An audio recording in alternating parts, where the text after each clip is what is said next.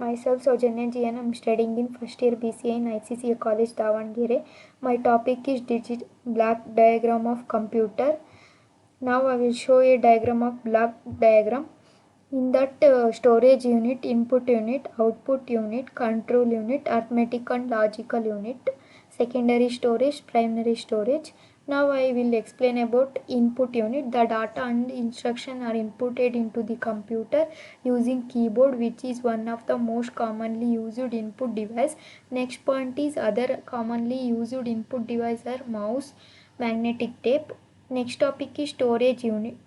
The storage unit of computer holds data and instruction that are entered through the input unit before they are processed. Next point is it stores program data as well as intermediate results and result for output. Its main function is to store information. Next topic is primary storage is also known as main memory. The primary memory is temporary in nature. The data is lost when the computer is switched off.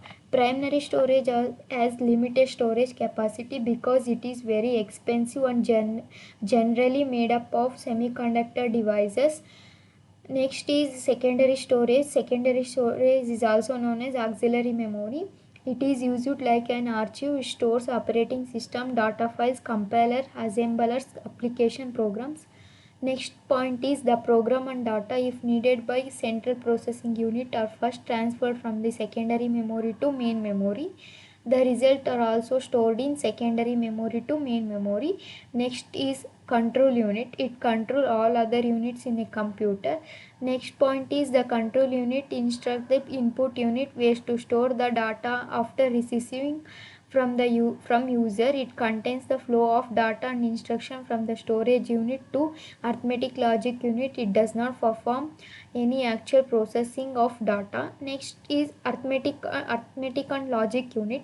The function of arithmetic logic unit is to perform arithmetic and logical operations such as addition, subtraction, multiplication, division, and are not exclusive or etc. Next is output unit.